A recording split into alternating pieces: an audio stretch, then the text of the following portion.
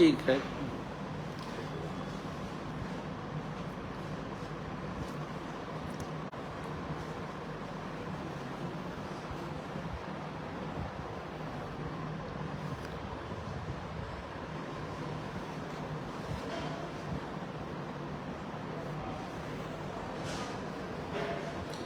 चलिए, good morning, नमस्कार। गेटवा बंद कर दो अनुज। गुड मॉर्निंग, नमस्ते, प्रणाम आप सबके। और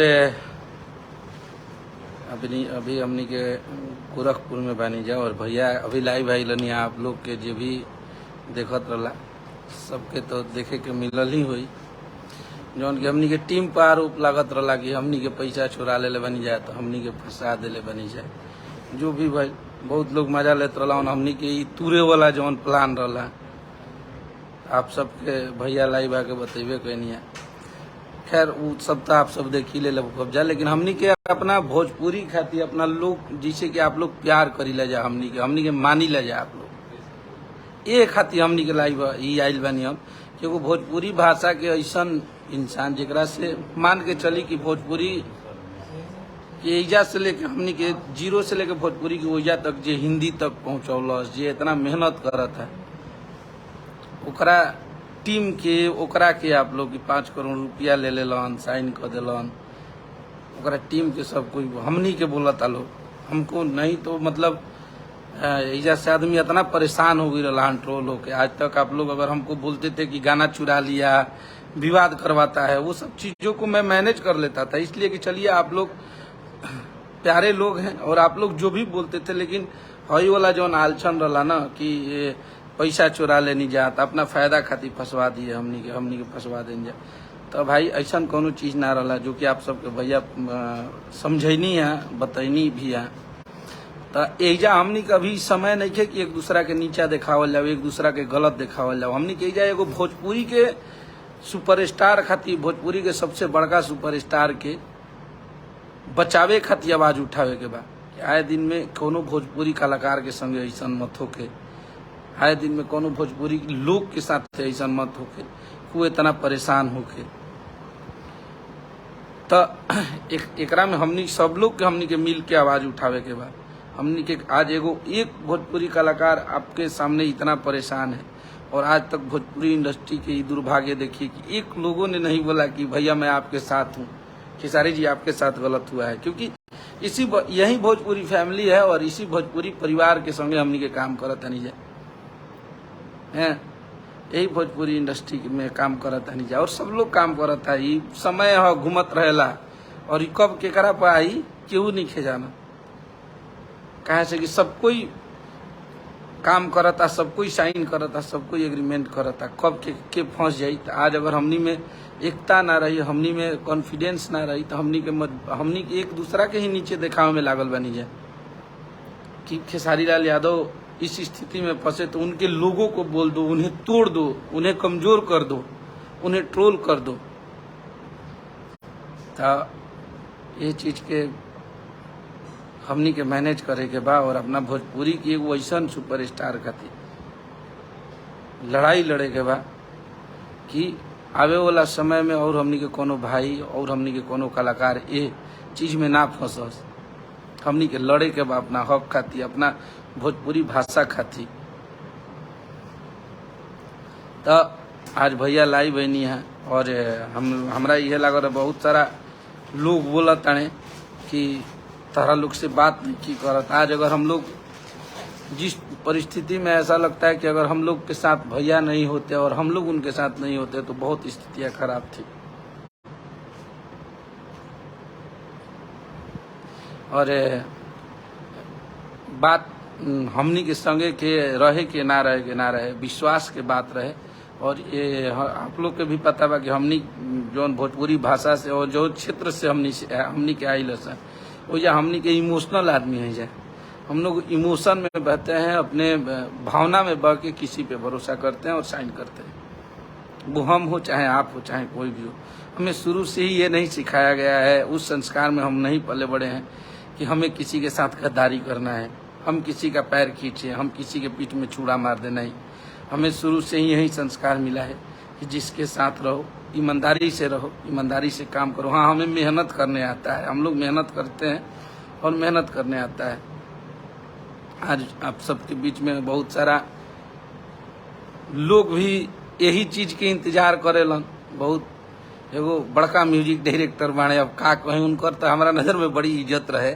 हम कहीं चलो भाई, उनका हमारे से खजन का है। आज तो देखिए दुर्भाग्य देखिए कि आपको अखिलेश कश्यप आपकी स्टूडियो पे आपको भी याद होगा कि 5-5 दिन तक दौड़ते रहता था और एक मेरा काम नहीं होता था वहां पे। लेकिन आज आपको मजबूर तो कर दिया अखिलेश कश्यप कि आप अब मेरे बारे में लाइव आके बोलते हैं। इससे बड़ा उपलब्धि मेरे लिए और कुछ नहीं हो सकता है। आपका दिन वो आ गया कि सिर्फ आप खेसारी लाल यादव का विरोध करते हैं, आप अखिलेश कश्यप का विरोध करते हैं, क्योंकि अपने पे ला के सीमित कर दिए। ठीक है, तो ज्यादा ना बोलब, एकरा के बिना जनले सुन ले, ऐसा कोनो शब्द मत बोली जाए। कहे से कि हमारा भी फैमिली है, हमारे भी माँ बाप हैं, हमारे भी रिश्तेदार हैं। क्योंकि सबको पता है कि मैं भोजपुरी में काम करता हूँ, तो सब लोग देखते हैं। और ये सब चीज़ जौन आप लोग देखता नहीं जा, आज आप सबके सामने रहा कि भैया काहे भैया नहीं खी बोलत, भैया लाइव नहीं किया होता। आज भैया लाइव है और बताया आप सबको सारी बातें, तो आप सबको पता चला होगा। तो रहल बात एगो और हमारे जो भैया के फैन हैं वो लोग बोल रहे हैं कि इंस्टाग्राम से भैया के साथ वाला डीपी रुआ हटा दिले बनी, भैया ऐसा का है। तो आप सबको बता देते हैं कि वो मेरा अकाउंट वेरीफाई हो रहा था और उसमें हमारा और भैया का फोटो था, तो इंस्टाग्राम उसको क्लियर नहीं कर पा रहा था। इस वजह से वेरीफाई करने के लिए वो फोटो हटा था। ना तो आप सबके भी पता है कि हमारे फेसबुक हो, कोई इंस्टा हो, कोई व्हाट्सअप हो, सब पे भैया के संगे ही फोटो। और आज से ना जब से काम करते हैं तब से बात। तब चलिए, मुझे लगता है कि जिस पेड़ पे ज्यादा फल लगता है ढेला भी उसी पेड़ पे चलता है ना। ये सबको पता है कि टीम खेसारी के वो हर एक सदस्य अपने सुपरस्टार के लिए सक्रिय है और वो मेहनत करना जानता है कि भैया कैसे नंबर 1 पे बने रहेंगे, भैया के लिए कैसा गाना बनाएंगे हम लोग कि भैया का गाना इतना बारूद बजेगा, भैया के लिए कैसे मेहनत करेंगे कि भैया और एनर्जी में काम करेंगे। भैया को दिन रात हम लोग बैठते हैं तो हंसाते हैं, बुलवाते हैं, हंसते रहते हैं। हम लोग अलग तरीका का मजाक करते हैं कि चलिए भैया हंस हंस के सारा काम करते हैं और बहुत ज्यादा काम भी करने लगते हैं। तो हम लोग ही हैं जो बोलते हैं कि नहीं भैया अब आज तो आपको रेस्ट करना पड़ेगा, क्योंकि आप बहुत काम कर चुके हैं और थोड़ा सा आप रेस्ट कीजिए। तो और हमें खेसारी भैया के रिलेशन पे और अपने रिलेशन के बारे में आप सबको क्या बताना है, जिसका नाम ही खेसारी लाल यादव से जुड़ा। आप लोग ही प्यार करते हैं भैया की वजह से और इसमें आप लोग का भी कोई गलती नहीं है। जो भैया के फैन है, आप लोग कुछ भी बोलते हैं तो दिल पे नहीं लगती है। वैसे लोग बोलते हैं ना जिन्होंने भैया का भी विरोध किया, भैया के बारे में भी उल्टा पुल्टा बोला और वो भैया के लिए कभी कभी बोलने लगते हैं। मुझे लगता है कि कितना ये इंसान बगड़बिल्ला टाइप के एकदम रंग बदलता है इंसान है। जिस इंसान ने भैया को कभी गालियां दिया, विरोध किया, वो भी आज भैया के लिए बोल रहा है कि उनके टीम के लोग बर्बाद कर दिए। मुझे लगता है कि अखिलेश कश्यप और एवरीवन, चाहे वो हम हो, चाहे वो अखिलेश कश्यप हो, विवेक सिंह हो, सोनू पांडे जी हो, संजय यादव हो, पवन बाबा हो खस, कृष्णा भैया हो खस, विकास भैया हो खस, अविनाश भैया हो खस, पंकज भैया हो खस, जितना लोग बा, इतना बड़ टीम भोजपुरी में केहू के ना रहे अन्ना बा अभी हो।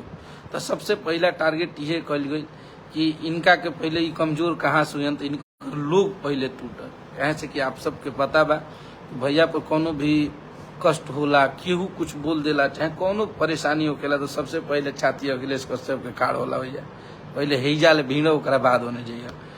तो निस्वार्थ भाव से प्यार किए हैं। और रही बात लालच की भाई, तो मेहनत करके पैसा कमाना आपके नज़र में भी और मेरे नज़र में भी कोई गलत नहीं होता है। सारी कंपनियां गाना लेती है और सारी कंपनियां पैसा देती है, हम भी पैसा देते हैं और गाना लेते हैं। सबका गाना बजता है, मेरा भी बजता है? तो ऐसा तो कोनो हमरा अनुसार ऐसा बात नहीं कि और हम कम लिखीला। आप सबके पता बा कि हम कम गाना लिखीला, लेकिन जितना भी होला आज के सारी म्यूजिक वर्ल्ड पे दढ़िया गाना 100 मिलियन भइल बा, वो बनावल हमरे न रहे। अगर हम अपना फ़ायदा सोचते, अपने लिए सोचते, सिर्फ अपने लिए लिखते हैं। दूरे रही राजा जी जो बनवा के गवाया गया भैया से, वो मेरा ही था ना, हम ही ने बनवाए थे। चाहे मुराबा गाना, जो भी गाने थे हम हमेशा बनवा के देते हैं। चाहे जब मुझे याद है कि जो नाच के मलकिनी गाना रहे, उस टाइम विशाल जी हमारे मतलब बक्सर के हैं, वो मुझे भेजे थे गाना, तो मुझे अच्छा लगा उस टाइम भैया को दे के गवाए। जितना भी होता है अपने से प्रयास आदमी करता है कि भाई चलो भैया खातिर कोनो भी राइटर भेजे ला लोग, तो भैया भी गाना भेज दिया ला, बढ़िया रहे ला, तो भैया एक के गा ये अच्छा गाना भाई, उतना तो आप लोग आशीर्वाद दे के सेंस दिले बन जाए। तो ये भोजपुरी खातिर बहुत ही दुखदायक चीज बा। और वो एक भोजपुरी के कलाकार खातिर हमरा अनुसार, वो कैमरामैन हो, मॉडल हो, कोरियोग्राफर हो, या भोजपुरी के बड़े छोटे सिंगर जो भी हो, इस पे आप सबको आवाज उठाना चाहिए, इस पे आप सबको बोलना चाहिए कि नहीं एक भोजपुरी के बेटे के साथ गलत हो रहा है।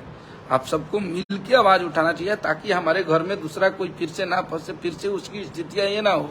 क्योंकि एक मजबूत इंसान जब इस फंसने के बाद इस पोजीशन पे आ गया, तो आप सोचो कि आप फंसोगे तो कहाँ जाओगे।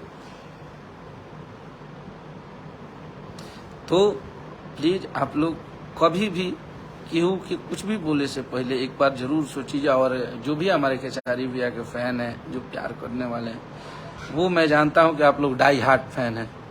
आप लोग से कोई बोल देगा कि खेसारी भैया को कोई भी दिक्कत होता है, आप लोग को बस मतलब रहता है खेसारी भैया के हंसने से।